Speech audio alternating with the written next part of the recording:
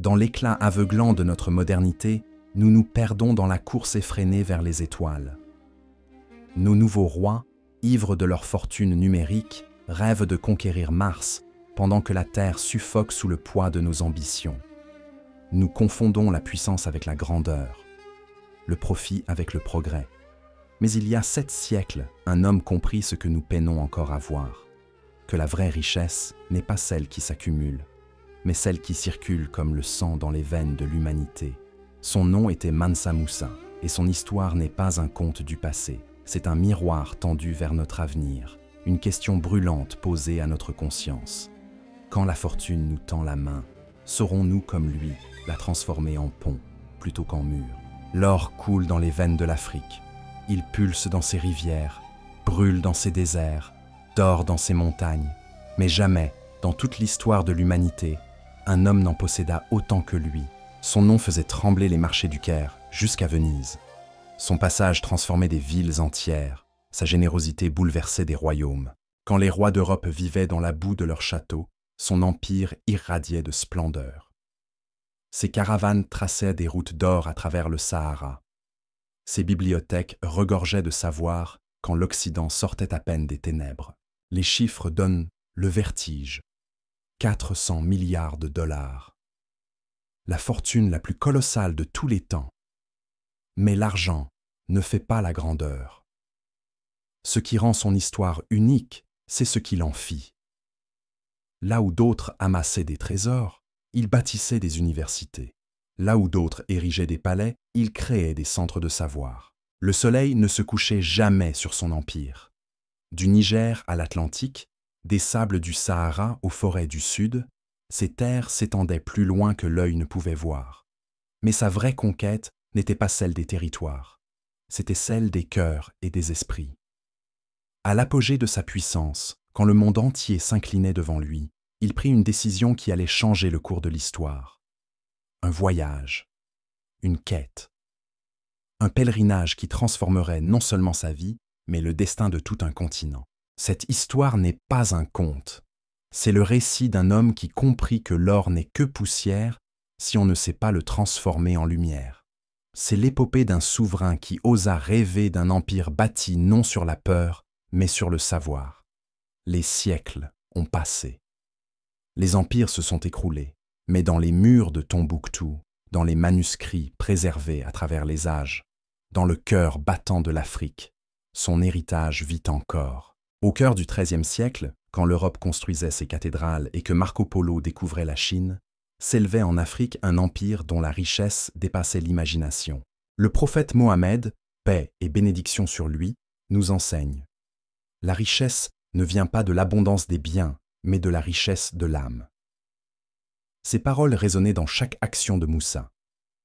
Là où d'autres voyaient dans l'or un trésor à amasser, lui y voyait un dépôt sacré, une responsabilité devant Allah le Puissant, un moyen d'élever les âmes vers la lumière du savoir et de la sagesse. Son père, Fagaley, appartenait à la famille des Keïta, ces bâtisseurs d'empires qui avaient uni les peuples du Sahel sous une même bannière. Son grand-père, Abou Bakr, était le confident du légendaire Soundiata, comme un premier ministre auprès de son roi. Dans leurs pas, le jeune Moussa apprit que gouverner, c'était avant tout unir. Pour comprendre l'immensité de cet empire, fermer les yeux et imaginer. Des terres qui s'étendent du Sénégal au Niger actuel, englobant le Mali, la Gambie, la Guinée. Un territoire où se croisaient toutes les richesses du monde médiéval. L'or du bambouk, le sel du Sahara, les épices des terres lointaines. Là où passent aujourd'hui nos avions de ligne, serpentaient alors d'interminables caravanes, véritables flottes du désert. Sa mère, Kankou, était la gardienne d'un autre type de richesse. Dans un monde où le savoir se transmettait par la parole, elle connaissait les secrets des plantes qui guérissent, l'art de transformer l'argile en œuvre d'art. C'est elle qui apprit à Moussa que la vraie valeur ne se mesure pas en or. Tombouctou, joyau de l'islam africain, rivalisait en grandeur avec les plus prestigieux centres du savoir musulman. Quand Oxford comptait à peine quelques centaines d'étudiants, les madrasas de Tombouctou accueillaient plus de 25 000 disciples de la connaissance. Dans ces bibliothèques, plus vastes que celles de la Sorbonne médiévale, reposaient 700 000 manuscrits, témoins silencieux d'une civilisation en quête d'excellence. L'aube y commençait par l'appel à la prière, mêlant ses échos aux voix des savants qui, dans les cours de la Grande Mosquée, débattaient des subtilités de l'astronomie musulmane. Pendant qu'en Europe, on persécutait Galilée, les érudits de Tombouctou calculaient déjà la position exacte de l'étoile polaire, perfectionnant les tables astronomiques héritées de Bagdad. Le jeune Moussa s'éveillait dans cette effervescence intellectuelle unique. Le matin, il étudiait le Coran auprès des plus grands récitateurs d'Afrique de l'Ouest. À midi, les mathématiciens lui enseignaient l'algèbre d'Al-Khwarizmi, science indispensable pour calculer les héritages selon la loi divine. Le soir venu, les médecins formés à Fès partageaient leur savoir, conjuguant la médecine prophétique aux découvertes les plus récentes venues d'Al-Andalus. Quand les universités européennes limitaient leur enseignement au latin, ici résonnait l'arabe classique, le songhai, le tamazight, preuve vivante que la connaissance transcende les langues. Les bibliothèques familiales regorgeaient de traités plus précieux que l'or. Commentaires coraniques, traités de droit malékite, études astronomiques, poésie soufie. Dans la capitale Niani, bouillonnante comme le New York de son époque, le futur roi observait. Il voyait comment les différentes cultures se mêlaient, comment les langues se répondaient, comment les idées voyageaient plus vite que les caravanes. Il comprenait que la force d'un empire ne se mesure pas qu'à ses armées, mais à sa capacité à faire dialoguer les différences. Dans un monde où les chefs d'État modernes s'enorgueillissent de leurs frontières renforcées, où l'Europe dresse des barbelés contre ceux qui la rêvent, où l'Amérique fantasme ses murs, l'héritage de Moussa résonne comme un défi à notre conscience. Son empire ne connaissait qu'une seule frontière, celle entre l'ignorance et le savoir. Sa politique n'avait qu'une ambition, élever l'âme de son peuple vers les hauteurs de la connaissance, car il avait compris ce que nos dirigeants semblent avoir oublié. La vraie puissance d'un État ne se mesure pas à sa capacité d'exclure, mais à son pouvoir d'unir. Chaque pièce d'or qu'il dépensait portait un message gravé dans l'éternité. La richesse n'est qu'une illusion si elle ne sert pas à construire un monde plus grand que nos peurs. Certains destins s'écrivent sur la terre ferme, d'autres se perdent dans l'immensité des océans. En 1312, l'histoire du Mali bascula entre ces deux mondes. 2000 navires, portant les rêves et l'audace d'un continent, s'élancèrent vers l'ouest sous le commandement d'Abou Bakr II. Leur quête, les secrets d'un monde que l'Europe ne découvrirait que 2 siècles plus tard. Un seul navire revint. Son capitaine parla d'une rivière puissante au milieu de l'océan, où les autres vaisseaux s'étaient aventurés avant de disparaître à jamais. Certains murmurent encore que ces navires auraient pu atteindre les rivages d'un nouveau monde, 2 siècles avant que Colomb ne prétende le découvrir. Ce mystère résonne jusqu'à nos jours, témoignage de l'audace d'une civilisation qui osait défier l'inconnu. C'est dans ce vide laissé par les voiles disparus que le destin appela Moussa. Là où son prédécesseur avait cherché de nouveaux mondes au-delà des vagues, Moussa allait bâtir un nouvel univers de savoir et de lumière au cœur même de l'Afrique. L'océan avait pris un roi rêveur. Il donna naissance à un roi bâtisseur. Les chroniques nous parlent aussi des clans des rivières, ces navigateurs experts qui transformèrent le Niger en artère vivante de l'Empire. Leurs embarcations, guidées par une connaissance millénaire des courants, permettaient aux idées de voyager aussi vite que les marchandises. Un message urgent pouvait ainsi atteindre les confins de l'Empire en quelques jours, quand les royaumes européens mettèrent des semaines pour communiquer entre leurs provinces. La forge incarnait l'un des arts nobles du Mali, hérité des premiers bâtisseurs de civilisation. Les forgerons, guidés par la foi et la science, transformaient le métal brut en œuvres qui servaient leur communauté, rappelant les paroles du prophète Mohammed, paix et bénédiction sur lui, sur la noblesse du travail manuel. Entre leurs mains, le fer devenait outil de culture, arme de protection, instrument de la vie quotidienne. Dans les villages privés de forgerons, on offrait des privilèges exceptionnels à ceux qui acceptaient de s'y installer. Terre, exemption d'impôts, statut social élevé. Cette politique visionnaire de Moussa créa une renaissance technologique silencieuse.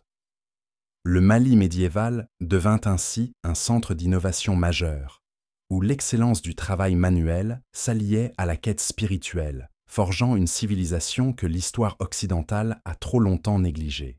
Le développement de l'Empire suivait une vision où chaque geste pesait le poids de l'avenir. La transformation du paysage n'était pas aveugle. Chaque espace dégagé servait un dessein plus grand.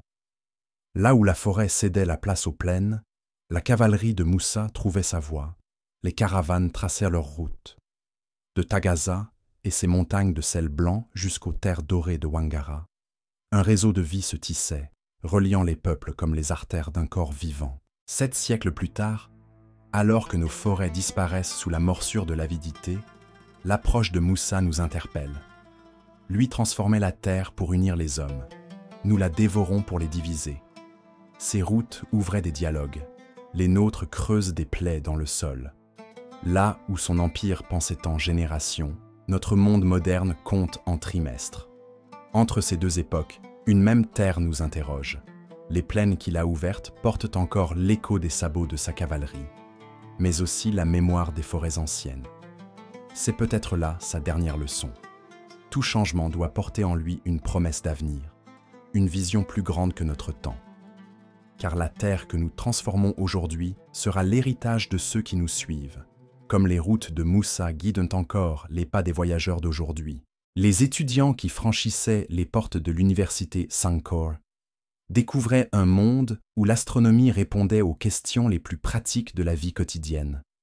Les calculs complexes de la position des étoiles ne servaient pas qu'à comprendre le cosmos. Ils guidaient les caravanes à travers les routes commerciales, déterminaient avec précision les heures de prière, prédisaient les cycles agricoles. L'algèbre, héritée d'Al-Khwarizmi et enrichie par les savants maliens, permettait non seulement de calculer les héritages selon la loi islamique, mais aussi d'établir des systèmes commerciaux d'une sophistication que l'Europe ne connaîtrait que des siècles plus tard. Dans les salles d'études, la médecine prophétique côtoyait les découvertes les plus récentes venues d'Al-Andalus. Les traités médicaux de Tombouctou, dont certains ont survécu jusqu'à nos jours, décrivent des opérations chirurgicales complexes, des traitements herboristes élaborés et une compréhension approfondie de l'anatomie humaine.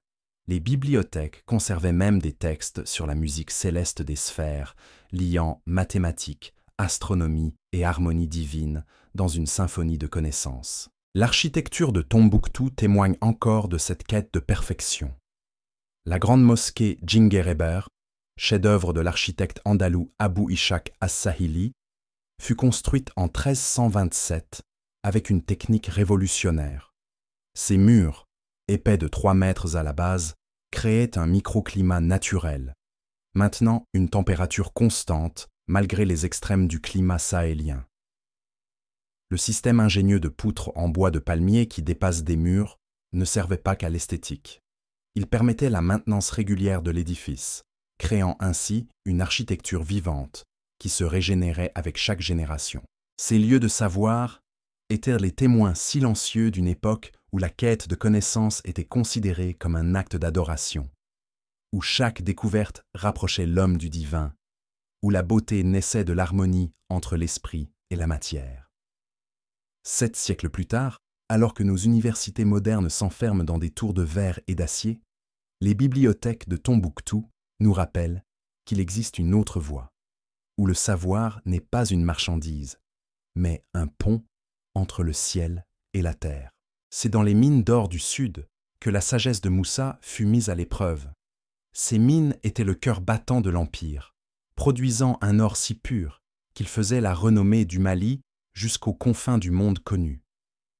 Selon la tradition, tout or découvert sous forme de pépites appartenait à l'Empire, tandis que les mineurs gardaient la précieuse poussière d'or, fruit de leur labeur quotidien. Les tensions commencèrent quand Mansa Moussa, dans son désir d'unifier l'Empire, voulut interdire les rituels ancestraux des mineurs. Ces hommes, qui passaient leur journée dans les entrailles de la terre, croyaient fermement que leurs cérémonies les protégeaient des esprits souterrains. Pour eux, chaque pépite arrachée à la terre nécessitait l'accord des ancêtres. La réponse des mineurs fut immédiate. Les puits se vidèrent, les marteaux se turent. Ces hommes, qui connaissaient leur valeur, savaient que sans eux, les richesses du Mali resteraient prisonnières de la terre. Leur message était clair. La prospérité de l'Empire ne pouvait se construire sur le déni de leurs croyances. D'autres souverains auraient envoyé leurs armées, imposé leur volonté par la force. Certains conseillers pressaient Mansa Musa d'agir ainsi, arguant qu'un empire ne pouvait tolérer la désobéissance. Mais le roi voyait plus loin. Pendant 3 jours et 3 nuits, il écouta, non pas de son trône, mais assis parmi les mineurs, partageant leurs repas, écoutant leurs histoires. Il apprit comment leurs rituels, transmis de père en fils, étaient aussi des leçons de sécurité, enseignant aux jeunes mineurs à respecter les dangers de leur métier. Il comprit que ces cérémonies n'étaient pas de simples superstitions, mais le ciment d'une communauté, la mémoire vivante d'un savoir-faire précieux. Le 4e jour, sa décision surprit l'Empire tout entier. Non seulement il autorisa la reprise des rituels, mais il ordonna leur préservation. Des scribes furent envoyés pour recueillir la sagesse des anciens mineurs. Une école fut créée près des mines, où l'art de l'extraction se transmettait en respectant les traditions. Cette décision porta ses fruits au-delà de toute espérance.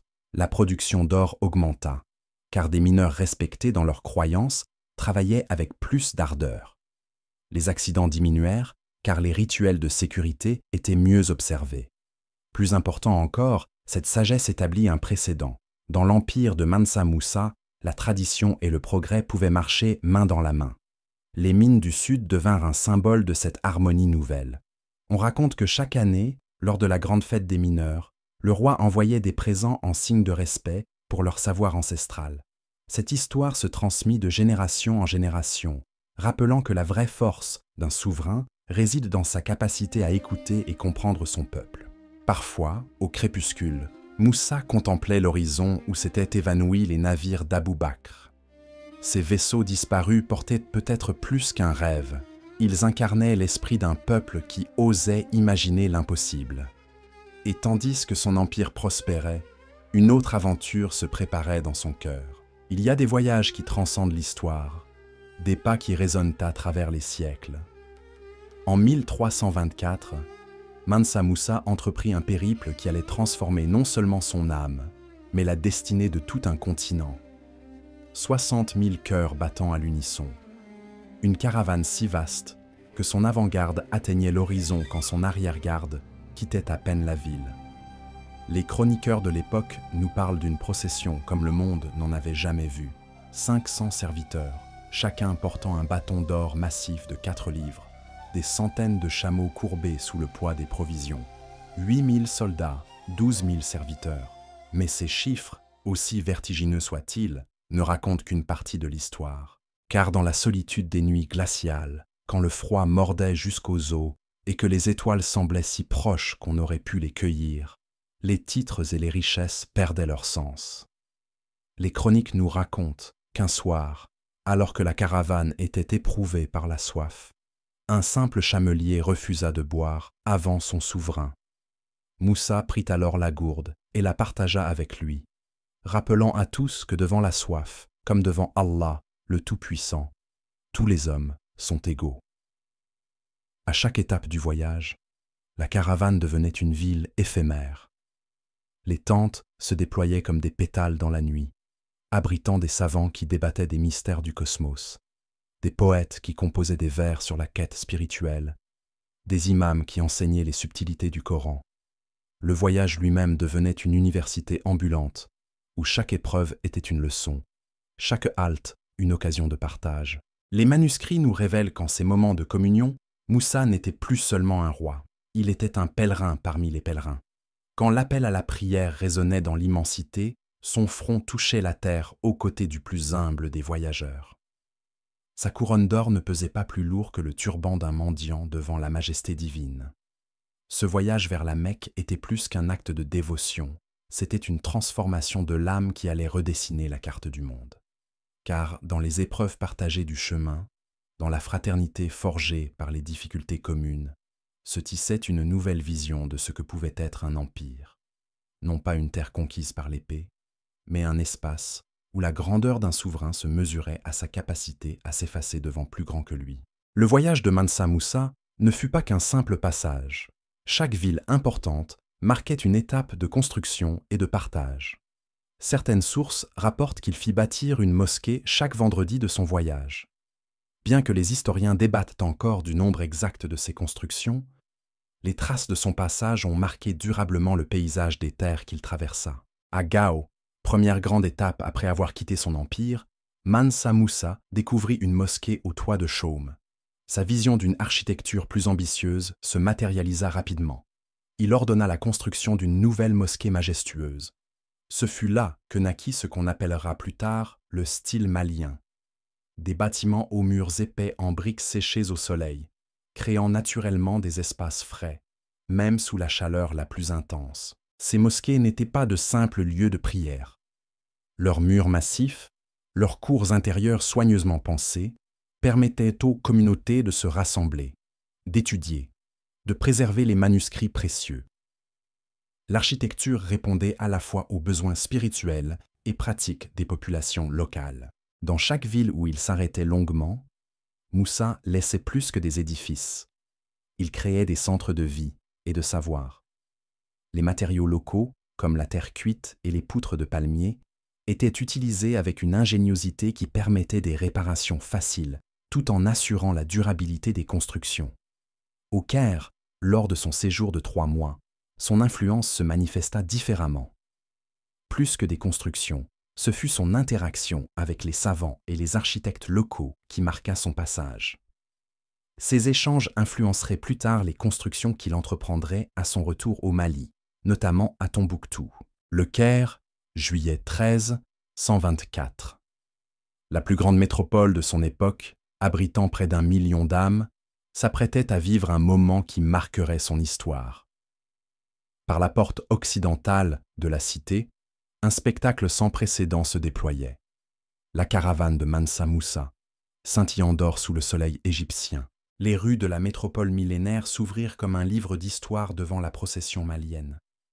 Mais c'est dans les salles du palais que se joua l'une des scènes les plus révélatrices de cette rencontre entre deux mondes. Le protocole ancestral de la cour égyptienne exigeait un geste, le baiser sur la main du sultan ou la prosternation à ses pieds. Un instant de tension suspendit le temps. Musa, dont la caravane avait fait trembler l'économie du Caire par sa seule présence, fit alors une déclaration qui résonna dans les annales de l'histoire. En tant que pèlerin, il ne rendrait hommage qu'à Allah, le Tout-Puissant. Dans ce moment crucial, la sagesse des conseillers prévalut. Une solution élégante émergea. Musa se prosterna et loua Allah devant le sultan. Ce geste subtil préserva à la fois le protocole égyptien et la dignité du souverain malien, transformant un potentiel incident diplomatique en un moment de grâce politique. Ce n'était pas un simple compromis protocolaire. C'était une démonstration magistrale de la façon dont la foi pouvait transcender les conventions terrestres, dont la diplomatie pouvait s'élever au-dessus des égos royaux.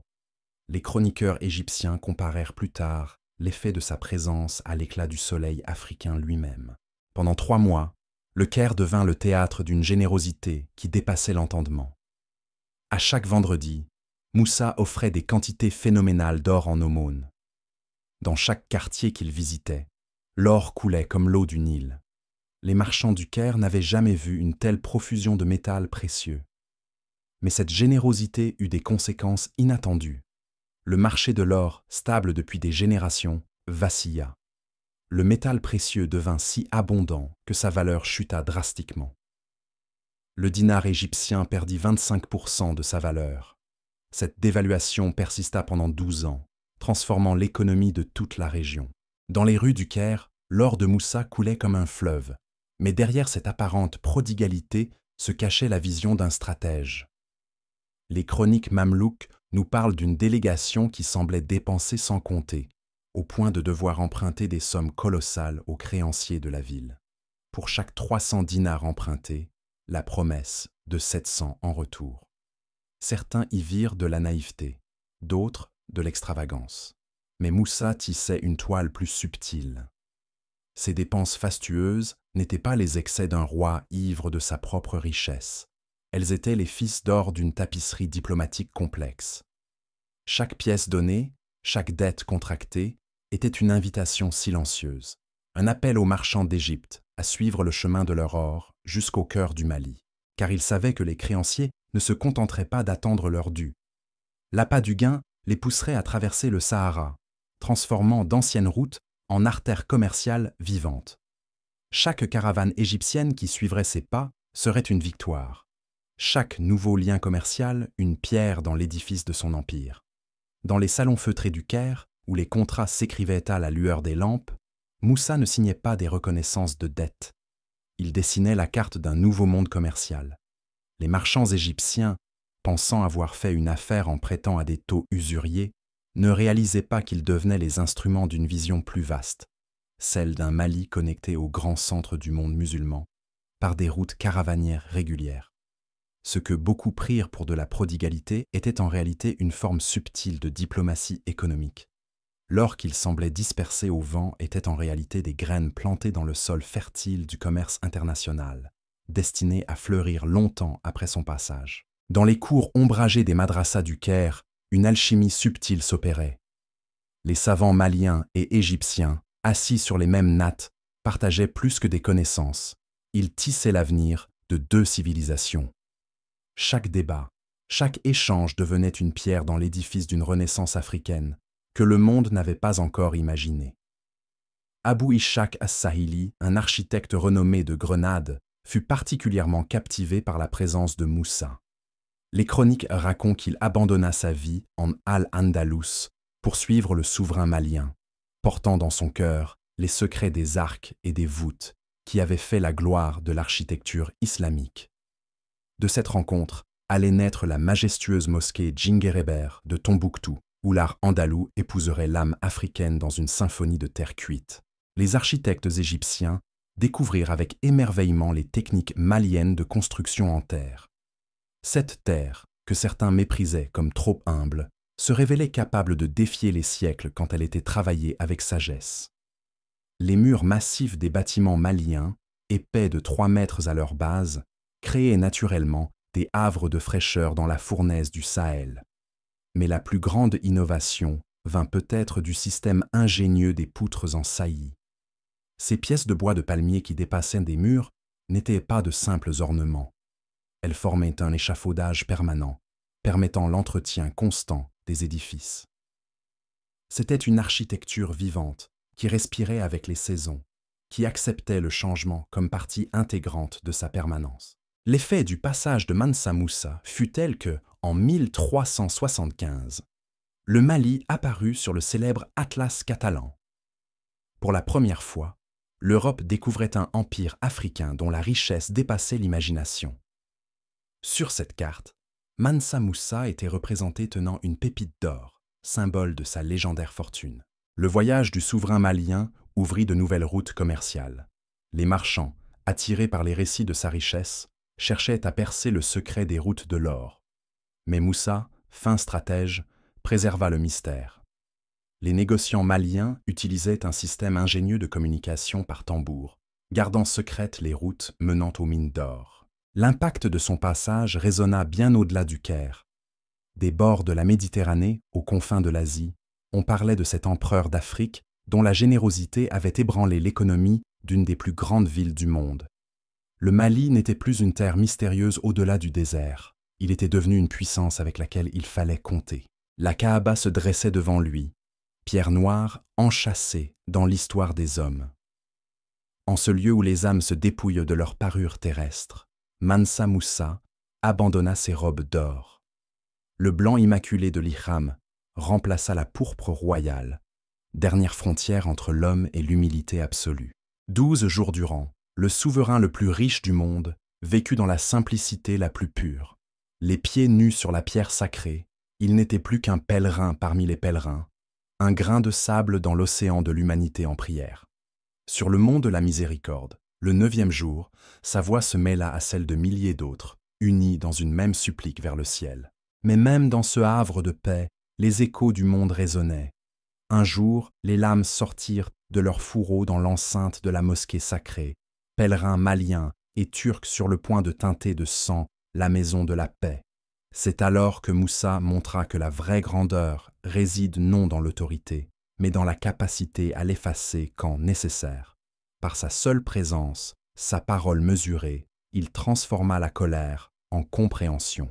Les nuits de la Mecque tissaient leur propre magie. Dans les cercles de savoir qui se formaient après la prière du soir, Moussa découvrit une richesse plus précieuse que tout l'or du Mali, la liberté d'être simplement un chercheur de vérité parmi d'autres. Son cœur s'attacha si profondément à cette simplicité qu'il songea à ne jamais repartir, à abandonner le fardeau de la couronne pour la paix de la contemplation. Mais le destin en avait décidé autrement. Les nouvelles de son empire le rattrapèrent, comme des oiseaux porteurs d'inquiétude. Son fils Magan, jeune et inexpérimenté, peinait à maintenir l'unité du royaume. Les Songhai, sentant la faiblesse, s'agitaient aux frontières. Le rêve de paix devait céder devant le devoir. Ce fut peut-être sa plus grande épreuve, choisir entre la paix de l'âme et le poids de la responsabilité. En quittant la Mecque, Moussa comprit que parfois, le plus grand acte de dévotion n'est pas de rester dans la maison de Dieu, mais d'apporter sa lumière là où les ténèbres menacent. Le retour de Moussa à Niani marqua le début d'une transformation profonde. Les chroniques racontent que l'homme qui revint n'était plus seulement un roi.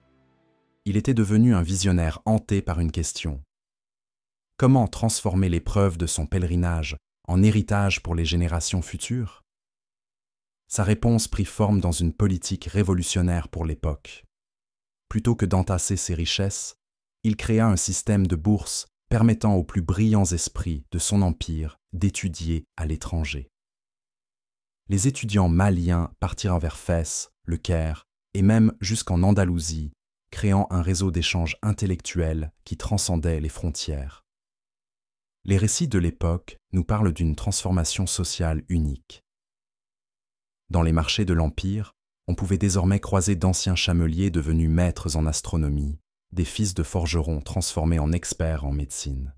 Le mérite, plus que la naissance, devenait la clé de l'ascension sociale. Cette démocratisation du savoir était sans précédent.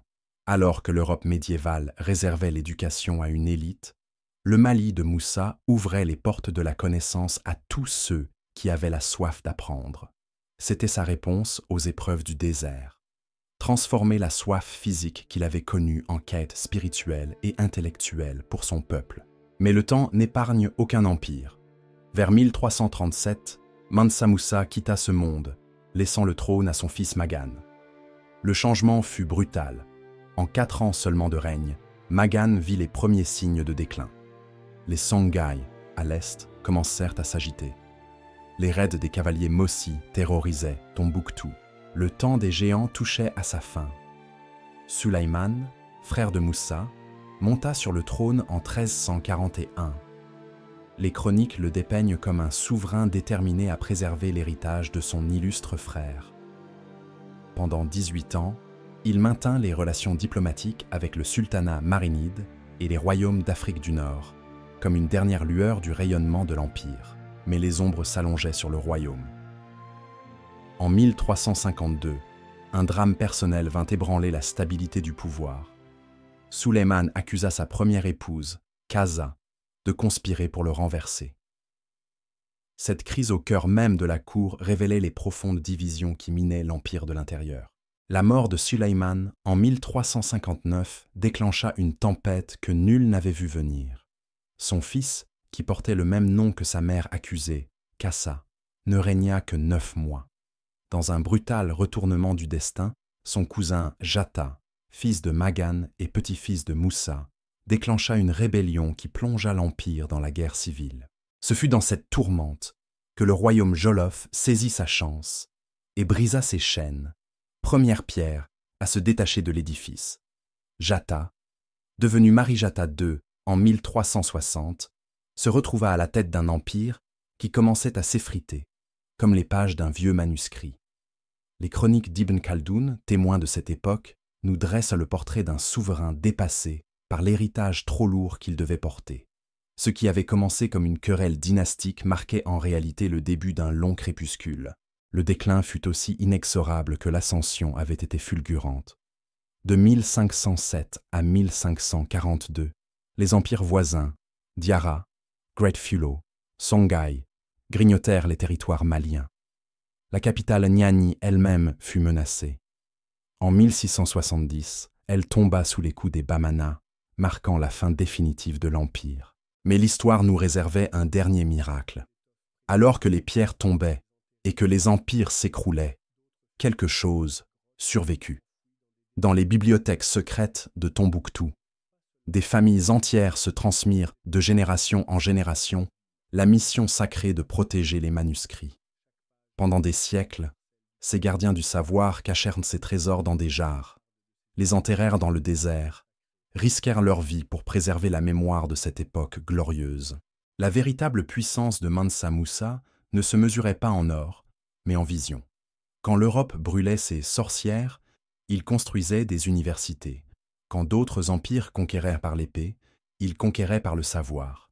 Sa richesse estimée à 400 milliards de dollars actuels fait pâlir les fortunes de nos milliardaires modernes, mais sa véritable fortune était ailleurs, dans les bibliothèques qu'il a bâties, dans les savants qu'il a formés, dans les ponts qu'il a tissés entre les peuples. Pensez-y un instant. Un homme si riche qu'il pouvait faire trembler l'économie d'une ville comme Le Caire par sa seule générosité. Et pourtant, ce n'est pas son or qui a survécu.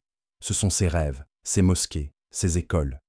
Ce sont ces manuscrits que des gens ordinaires ont préservés au péril de leur vie, les enterrant dans le sable quand les flammes menaçaient, les déterrant quand la paix revenait. Les empires meurent, les palais s'écroulent, même la grande Niani est tombée. Mais quelque chose reste.